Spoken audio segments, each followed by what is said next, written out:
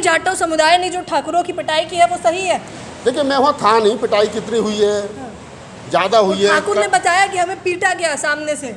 नहीं तो ये ठाकुर साहब ये कह रहे हैं कि चमारों ने उन्हें पीटा है, तो ये ठाकुर साहब सही कह रहे हैं, मैं उनकी बात को झुटला तो नहीं सकता हूँ।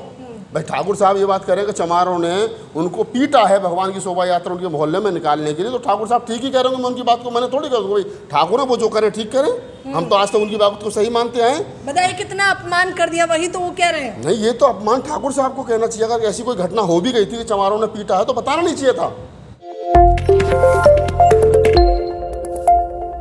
नमस्कार, मैं ज्योति यादव और आप देख रहे हैं हिंद समाचार। एटा के जौनपुर गांव की घटना ने सभी को चौंका कर रख दिया है और संगठित दलित समुदाय की जो एकता निकलकर सामने आई है वो चौंकाने वाली रही है।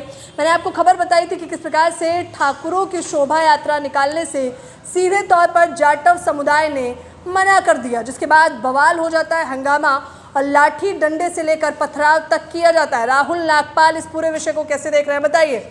अभी तक तो केवल मूंछ रखने पर मारने और एक तबके पे ही अत्याचार होता था, अब दूसरे पे भी शुरू हो गया। आप यही चाहते थे ना? मैंने लास्ट इंटरव्यू में आपने कहा था उनकी भी आने दीजिए ऐसी खबरें।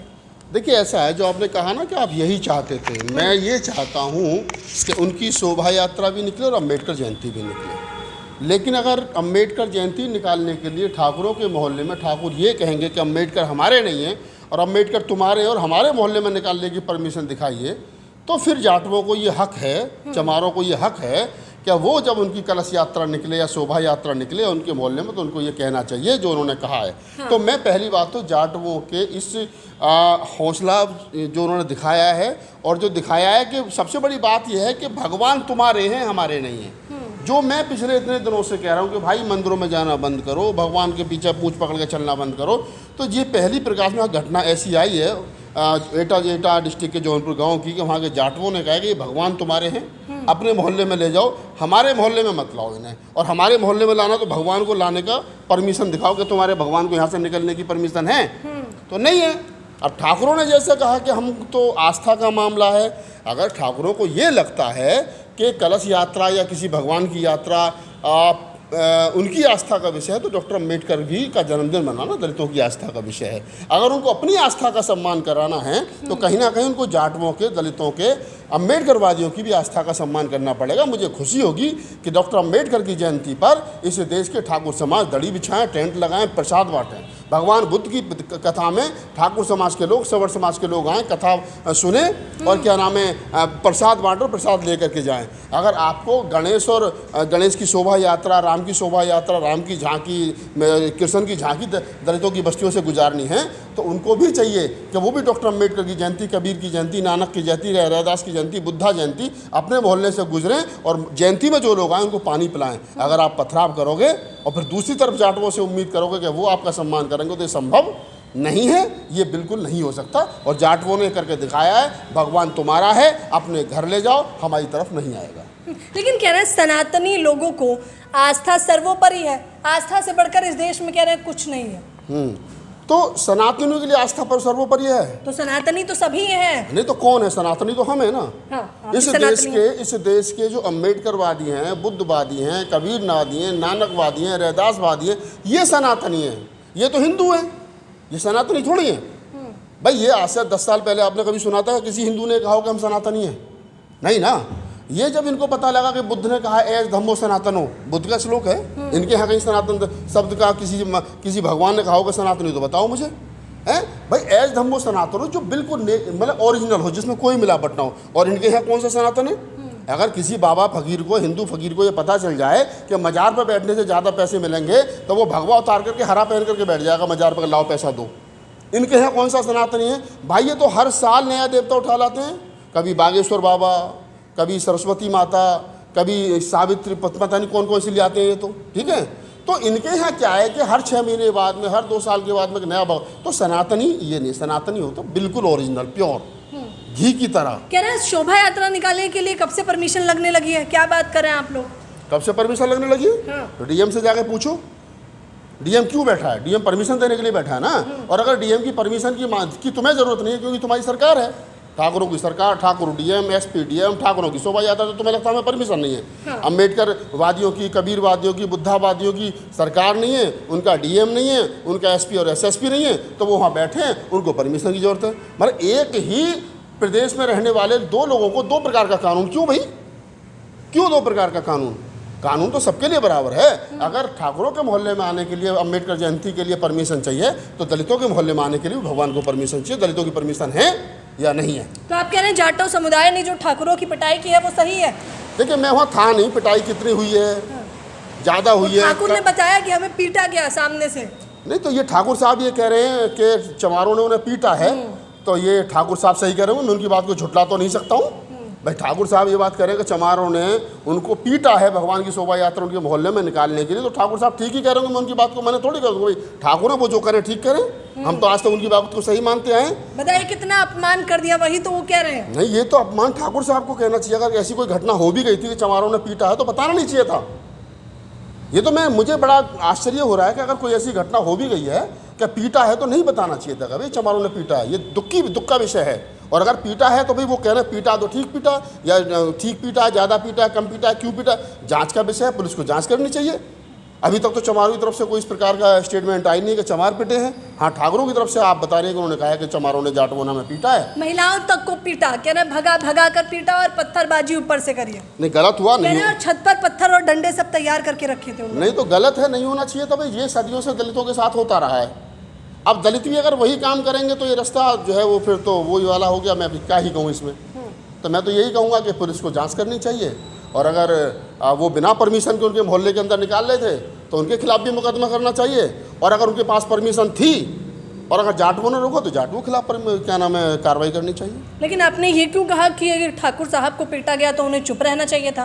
क्या चाहते हैं, संविधान नहीं है इस देश में? नहीं, देखिए, मैं ये कहता हूँ कि अगर कोई ठाकुर ये कहेगा कि मुझे चमार ने पीटा है, तो ये एक ठाकुर की नहीं, पूरे समाज की बदनामी है। ठाकुर एक बहादुर कौम है।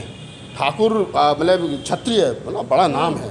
और ठाकुर दलित वो बेचारे मरे का मांस खाने वाले, जिनको कभी किसी लायक समझा नहीं गया। ये तो बाबा साहब के आरक्षण की वजह से थोड़ा सा लाइमलाइट में आ गए, फौज में चले गए। जब से ये फौज में आने लगे तो तब से पाकिस्तान को 4 युद्ध इन्होंने हरा दिए। भीमा कोरे गाँव का इतिहास पढ़ लीजिए। तो ये इन्होंने बताया हम भी बहादुर हैं। तो ये बाई बर्थ बहादुर नहीं है। चमार चूड़े खड्डी के पास जी धानुक ये हैं महार, ये बाई बर्थ इनको कोई बहादुर नहीं मानता।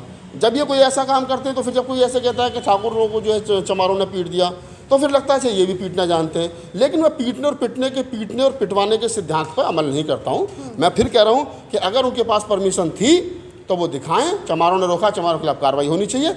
नहीं थी, वो जबरदस्ती निकाल लेते तो ठाकुरों के खिलाफ कार्रवाई होनी चाहिए। अच्छा, ये हेडलाइन राहुल नागपाल जी तमाम बार लोगों ने सुनी कि ठाकुरों की पिटाई दलितों ने की, ठाकुरों की पिटाई दलितों ने की, और सभी ने अपमान जताया इस चीज़ का। लेकिन इससे पहले जब दलितों की पिटाई ठाकुरों ने की होती है तो वो तो चाय की चुस्की के साथ आदत बन गई है पढ़ने की। हाँ, तो वो लोग लगते हैं वो संविधान प्रेमी नहीं है। मैं ये चाहता हूँ कि गलत कोई भी करे, पिटाई उसके लिए कानून है। और अगर ठाकुरों ने, जैसा आपने कहा कि उनकी पिटाई हुई है, और मैं बड़ा मतलब वो एक तरीके से शौक हूँ, अचंभित हूँ कि भाई ये पिटाई हुई है। हालांकि ऐसे मामले पहले भी देखे गए, कम देखे गए, लेकिन अब ये हुआ है 21वीं सदी में, तो गलत हुआ है। तो लोग कह तो रहे हैं ये आरक्षण की देन है। देख लीजिए, ये आज जो एक तबका जो सबसे उच्च कुल पर है उसकी भी पिटाई इस वजह से हो रही है, आरक्षण की वजह से। ये आरक्षण की वजह से पिटाई थोड़ी हो रही है। आरक्षण ने संविधान में कहाँ लिखा है कि चमारों के हाथ में डंडा दो, चमारों के हाथ में डंडा दो, चमारों के हाथ में कोई इस प्रकार का हथियार दो? ये आरक्षण में तो कोई लिखा नहीं है। आरक्षण तो पढ़ने लिखने का अधिकार है, नौकरियों का अधिकार है, भागीदारी का मतलब है। ये जो है, ये आप किसी को देखिए इतना दबाओगे तो पलट के कुछ ना कुछ तो बोलेगा। स्प्रिंग है, आप जिसको जितना दबाओगे जब छोड़ोगे तो फिर उससे ज़्यादा बार करेगी वो अपनी हाइट से ज़्यादा। तो इस देश में जो दलित समाज है वो एक तरीके से अल्पसंख्यक है। वो 15-16% है, 22-23% है पूरा। लेकिन 22-23% में 10-12% तो ऐसा हो जो ज़बरदस्ती हिंदू ठूस रखे हैं। तो 10-12% ही हैं। ये चमार हो गए, महार हो गए, दुसाद हो गए, पासी हो गए, और यही 4-5-6 जातियाँ हैं। बाकी तो वाल्मीकि चाहे खट्टी को चाहे अन्य जातियाँ, वो तो हिंदुओं के साथ ही रहती हैं हमेशा।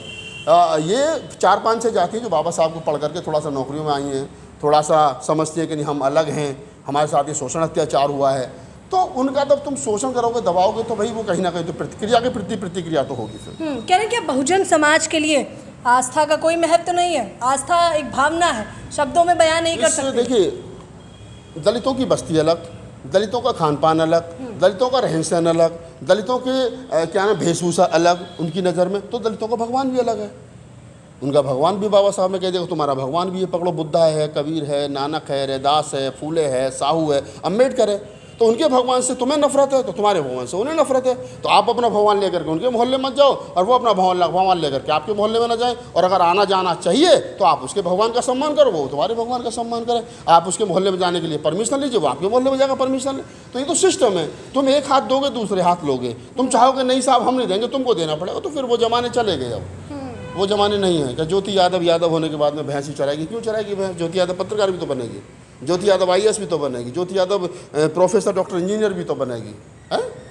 तो ये बड़ी बात है कि अब जो वो समाज था जिसको दबाया गया वो नहीं वो सहने के मूड में नहीं है। इस पूरी घटना मूड में नहीं है। अब वो पूरी घटना से एक चीज़ निकल करके आ रही है कि वो जो समाज है वो सरकार रहे या ना रहे वो सहने के मूड में नहीं है। अगर आप उसे आराम से रहोगे, इस हाथ दोगे तो ठीक है ज़्यादा देगा, और अगर तुम परेशान करोगे तो फिर वो सहने के मूड में नहीं। इस घटनाक्रम से हमें ये सीख लेना चाहिए। अच्छा, तमाम लोग एक बहस भी छेड़ रहे हैं, वो सवाल कर रहे हैं कि क्या अब इस देश में अम्बेडकर और राम भगवान बराबर हो गए? नहीं, राम से बड़े अम्बेडकर हैं। राम से मैं कह रहा हूँ पूरे होशोबाज में, भगवान राम, प्रभु राम, जो भी आप उनको कहते हैं अपनी आस्था के अनुसार, उनसे बड़े अम्बेडकर हैं। क्यों? क्योंकि जब राम को भी मंदिर में जाने के लिए ये करना पड़ा कि भाई ये मंदिर राम को मिले या ना मिले, तो वो भी भारत के संविधान यानी डॉक्टर अम्बेडकर के लिखित संविधान से राम को उनका मंदिर मिला। तो वर्तमान समय में अम्बेडकर वो चीज़ है कि मोदी जी राम के मंदिर में तो शायद एक ही बार माथा टेकने के लिए गए थे, लेकिन अम्बेडकर के दरवाजे पर हर 6 महीने के बाद माथा टेकने चले जाते हैं। विदेश में जाते हैं तो अम्बेडकर को मूर्ति पर माला चढ़ाते हैं। विदेश में रहते हैं, अभी छत्तीसगढ़ वहाँ गए थे, महाराष्ट्र गए थे तो वहाँ माला चढ़ा रहे थे। अभी अमित शाह साहब गए थे तो वो माला चढ़ा रहे थे, नितिन गडकरी साहब वो माला चढ़ा रहे थे, चीफ जस्टिस ऑफ इंडिया जाकर के पहले यहाँ माला चढ़ाई, फिर वहाँ जाकर के माला चढ़ाई दादर में बाबा साहब की चैत्य भूमि पर। तो ये क्या कि अम्बेडकर पर हर रोज़ माला चढ़ती है, राम पर कोई अयोध्या जाएगा तो माला चढ़ाएगा। तो राम अपनी जगह है, अम्बेडकर अपनी जगह, और अम्बेडकर बहुत बड़े हैं। बताइए, कुछ लोग कह रहे हैं कि ब्राह्मण जो है वो पूजनीय होता है, तो पूजनीय ब्राह्मण की पिटाई, बाप रे ये कैसा युग है, कलयुग चल रहा है ये कह रहे हैं। नहीं, ये कलयुग नहीं है, ये संविधान का युग है। और जो लोग कह रहे हैं ये कलयुग है, तो मैं कह रहा हूँ भाई कलयुग नहीं है, संविधान का युग है। और ब्राह्मण पैदा होते पूजनीय हो जाता है, और दलित 90 साल का भी पंडित जी पालागू करे या पंडित जी के सामने, ठाकुर साहब के सामने जूता हाथ में लेकर के चले, जूते भी ना पहने, तो ये कलयुग था। ये समता का युग है, बराबर का युग है। पंडित जी नमस्ते करेंगे तो पंडित जी को नमस्ते की जाएगी, पंडित जी नमस्ते नहीं करेंगे तो पंडित जी को नमस्ते नहीं की जाएगी। ठाकुर साहब रास्ते में मिल गए, हमारे पिता समान है, बहुत बड़े हमारे पिताजी के दोस्त थे, तो हम भी कह देंगे अंकल जी नमस्ते। उनका बेटा भी हमारे बाप से नमस्ते करेगा तो दोबारा हम करेंगे, वो नहीं करेगा तो हम नहीं करेंगे। तो ये इस हाथ दोगे इस हाथ लोगे, ये संविधान का युग है। आप हमारा सम्मान करोगे हम आपका करेंगे, आप हमारा नहीं करोगे हम आपका नहीं करेंगे। और ये संविधान कहता है, अब ज़बरदस्ती थोड़ी है, आप ज़बरदस्ती मुझसे नमस्ते थोड़ी करवा लोगे। तो मेरा कहने का मतलब घटनाक्रम से यही है कि ये घटनाक्रम ये बताने के लिए काफ़ी है कि अम्बेडकरवादी समाज जो है वो अब शोषण अत्याचार सहने के मूड में शायद नहीं है। अगर आप करोगे तो बदले में क्रिया के प्रति प्रतिक्रिया जरूर होगी। धन्यवाद।